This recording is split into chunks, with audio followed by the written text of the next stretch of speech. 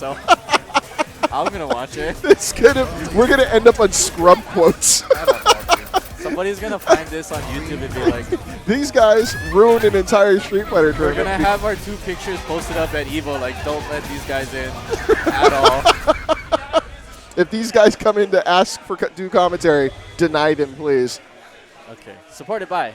Hey, it's Ryu and Chun-Li. Hey, I like that costume. I feel like we just watched this match. I like that costume a lot better. You know, that leaves a lot less to the imagination. No, the giant monster in the background. Got you, Yeah, got you, the guy got with you. the one eye. Right. That one is really cool. Gotcha. Okay. Chun-Li versus Cut-In. Apparently, Cut-In wants to talk to Chun-Li's manager. Yeah. Nice. Oop. He just straight up flipped her around. Okay, Kilkin. Okay, so if Cannon really wants to take over this match, she's gonna throw some fireballs too. I think honestly, Fireball seems like a repeating Yeah. Oh, theme. wow. Where was Chun-Li kicking there? Oh, wow. Goodness gracious. Chun-Li could kick over Cotton's head. Oh, there you go. Flip you right back. Good anti-air. A lot of flips going around here. Jermz. Slides into first place with that first win. Let's go. True. Okay, fireball. Tried and true.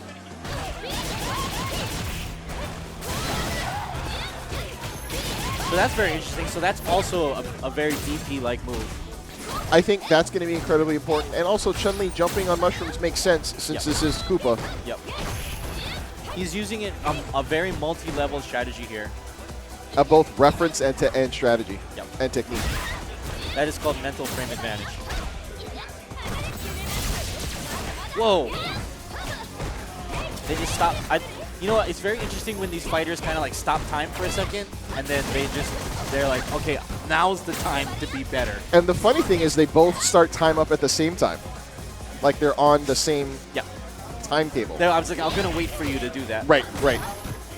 We want to add drama. Oh, damn. Just slammed her right to the ground. Oh, wow. That's got to really hurt. It's going to really hurt if... Oh, there we go. And Jermz takes the first match. Chun-Li really showing off her improvement this last season. She's come back into vogue as a character that seems stronger than others. But if you dedicate yourself to understanding what your matchups against certain characters, you too can change an 8-2 matchup to maybe a 7-3. That's pretty good. It's true. What was Zangief? Zangief is more like a 4-6 all the way through. Except for Blanca, maybe. Blanca and Balrog. Balrog is like an 8-2 Zangief.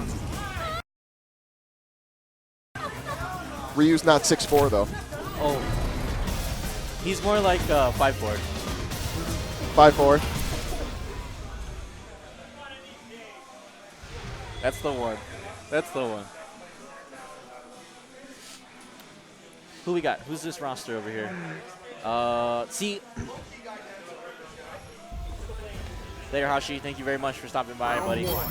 I know you're not going to see this. You might. I don't know. You might watch it. Koopa and Jermz in this next match in Losers Quarterfinals. And this will be the last match for Kalonzo and myself. I'm going to miss this up until next week. Up until next week. But for right now, we've got Koopa on his last life. Jermz showing off the new and improved Chun-Li action with her mighty kicks. You know what? Chun-Li didn't even change for this occasion. Koopa really trying to step it up and be like, we're at a fancy place. Can you please wear something nice when I see you next time? And you know what? Really, underdressing is the only sin. You know what? Jermz came out of that win, didn't even change. It's true. Like, you're still fresh. And you know what? Koopa's got to make an example of Jermz here. It's true. Taking this round one. Not only will you take the dress code seriously, but you'll take my cut-in seriously. Just take me seriously. Take me seriously. Okay, fireballs. These guys slowing it down. Wow. The patience, loving it. Okay. Oh, knockdown. And again, with the EXDP action move. It's absolutely, it's like a mechanic in the game. It's really a reset button to just try and pace things out. But you got to be careful because if your opponent has been facing DPs all day, they might be a little sore about it.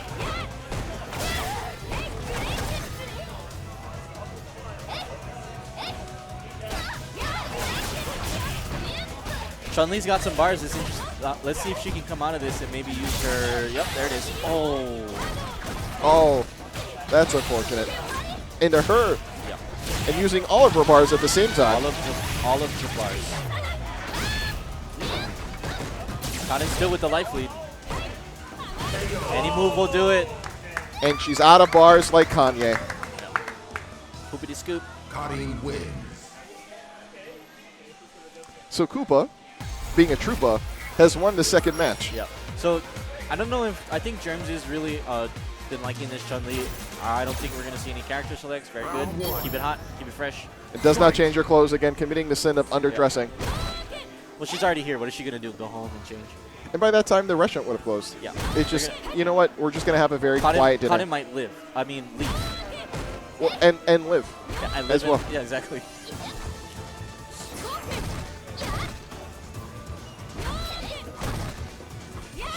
I mean, man, they have taken this whole entire match and just was like, okay, I'm gonna poke you. Like, what are you gonna do? It's both. It comes down to feetsies, handsies, and shoulderies. Yeah. These characters really good with the hit confirm actions. It's gonna be up to the players to try and take advantage of these hit confirm tricks like that. Okay. And a lot of combo damage going into the corner, kind of just applying that pressure. Koopa just left the pressure on the ground there on a wake up, but we're just gonna slow it back down. Ooh, nice anti-air. So Koopa's very intelligent here from Koopa to try and slow this match down and have Jermz make a mistake. And it's paying off for him because he's getting these really great confirms in the corner, keeping his corner pressure and catching. Churning out that damage. That EXDP. Let me tell you, that was MVP. And great footsies to get him back into the corner, bait out whatever extent, whatever button she's going to be pressing there to get that. Well, I mean, Jermz is not recognizing the game because he's also slowing it down, but he's still being the aggressor here. And what it's really showing is Koopa has a little bit more knowledge on range, some of these frame advantages, while I feel Jermz is really fishing out these things. It's true. Oh, nice feature. And the throw. Yep. Resetting the neutral, I think, as well. Yep. Nice grab escape. Notice the 2-dash in, go for the grab. That's usually something that kind of break up the monotony of these poke matches. But and I think also the option selective knowing. Yeah. And, you know, we're going to turn our heads here, and both these guys have full meter. Koopa just a little bit short, but it's not going to take much time for him to get back in this. And they've got full 6 of butter on both sides. Yep. Okay. Koopa going for the trigger. So I think cutting hangs onto hers a little bit longer. Conversion. Oh, wow. Never mind. It's not a conversion. And this is going to be a punish. Oh, no punish. No punish. Both players missing a big opportunity to actually execute a punish there and take the run. No, hold on a minute. Koopa has full bar, so he's going to have to try and be a little bit smarter. Unless he dies with it. Yeah. The crowd letting you know that is a pixel of life. Jermz keeping this one in the pocket, but Koopa still has bar. It's true. Koopa does has a lot have of bar. Full bar. Maybe Koopa was trying to think, hey, maybe I can get pokes out of this one. Okay, using it effectively. It's a great get-off move. Knockdown. Nice option on the wake up there. Yep. Ooh. Evades lows. Nice bit of shielding and priority. Oh, this is going to be into the corner, and that pressure starts up again. V-trigger, N2 super. I don't know if this is going to kill, as James Chen would say. I think what we're going to might get. Oh my God! I hate to say, but I called it. I hate to say it, but I called it. Wow. That was I hate incredible to say it, but I called it. Yeah.